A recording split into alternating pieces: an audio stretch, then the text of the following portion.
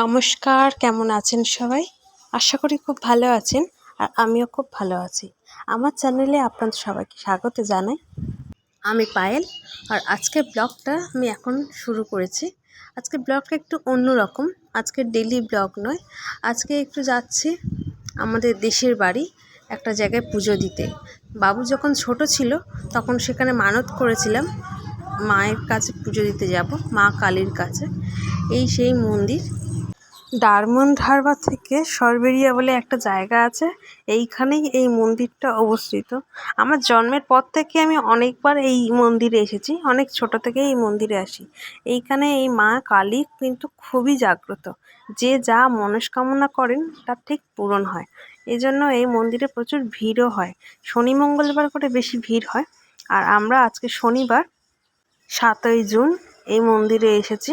আমার ছেলের পুজোর নামে পুজো দেওয়ার আছে। ছেলে যখন জন্ম হয় তখন মা আর আমি দুজনেই বলেছিলাম যাতে সুস্থ সবলভাবে ভালোভাবে বেবিটা হয়ে যায়, তাহলে মা কালীর থানায় গিয়ে পুজো দিয়ে আসবো। যদি ছেলে হয় তাহলে গোপাল দিয়ে পুজো দিয়ে আসবো, আর যদি মেয়ে হয় তাহলে মা কালীর ছোট্ট মূর্তি দিয়ে পুজো দিয়ে আসবো। তো আমাদের বাড়িতে গোপাল এসেছে, তাই আমরা ছোট গোপাল দিয়েই পুজো দিতে এসেছি। হঠাৎ করে যেহেতু ঠিক হয়েছে তাই বেশি কেউ আসতে পারেনি। মানে আগের দিনই হঠাৎ ঠিক হয়েছে, কালকে রাত্রে, তাই জন্য বেশি কেউ আসতে পারেনি। আমি, মা, বাবা আর আমার একটা মাসিমণি ছিল, মাসিমণি তার ছেলেকে নিয়ে এসেছে। আর এখানে আমার জেঠিমণির বাড়ি, তো জেঠিমণি, দিদি ওরা এসেছিল সাথে। আর এই মন্দিরে আসার পরে প্রথমে এই মন্দিরটাকে 3বার ঘুরে প্রদক্ষিণ করে নিতে হয়, তাই আমরা এখন 3বার ঘুরছি। এই মা কালীর থানে আমরা আগেও অনেকবার এসেছি। আমি যখন অনেক ছোট ছিলাম তখন একবার আমার বড় শরীর খারাপ হয়েছিল, তো তখন মা বাবাও একবার বলেছিল যে পাঁঠা বলি দিয়ে পুজো দেবে। তো সেই সময় আমিও সুস্থ হয়ে গেছিলাম আর তারপর পুজো দিয়েছিলাম। তো এখন আমরা আবার এসেছি এখানে পুজো দিতে আমার ছেলেকে নিয়ে। আর যেহেতু 6 মাস পড়ে গেছে, 6 মাস চলছে, তো তাড়াতাড়ি আজকে পুজোটা দিতে এলাম। আমাদের এই মন্দিরে আসার আরও 2 সপ্তাহ পরে প্ল্যান করা হয়েছিল।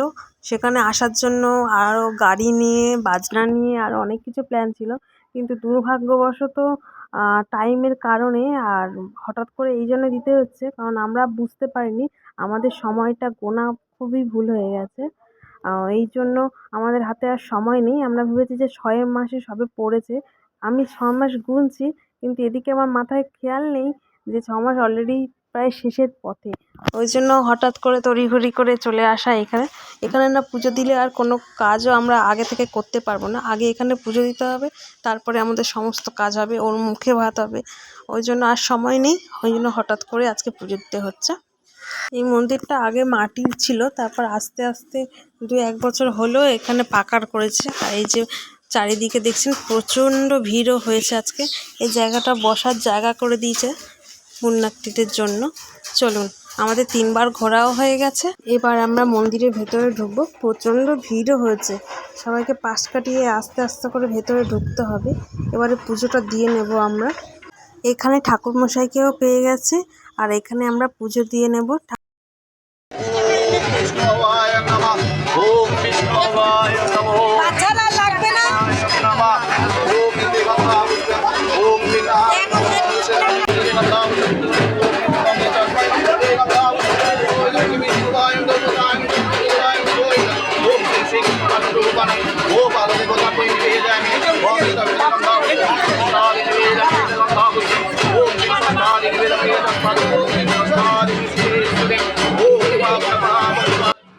এখানে বাবুর গলায় যখন মালাটা দেওয়া হয়েছে তখন ও প্রচণ্ড কাঁদছে, মনে হয় ওর ভারীটা নিতে পারছে না, এই জন্য মালাটা পরার পর থেকেই কান্নাকাটি করছে।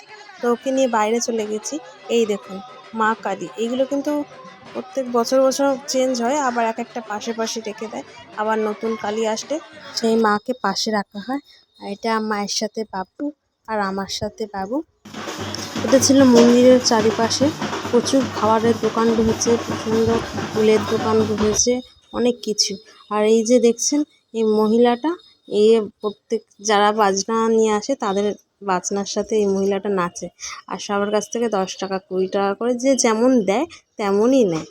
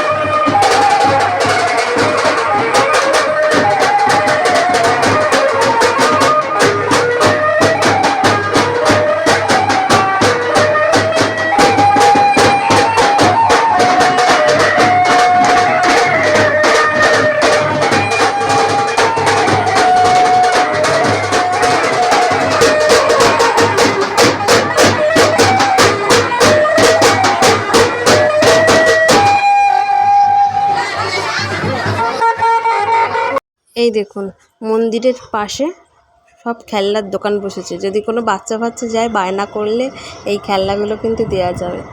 আর এই সাইডে ফুলের দোকান টোকান আছে, ফুল প্রসাদ সব কিছুই পেয়ে যাবেন। হঠাৎ করে এলেও এখানে পুজো দেওয়ার ব্যবস্থা আছে।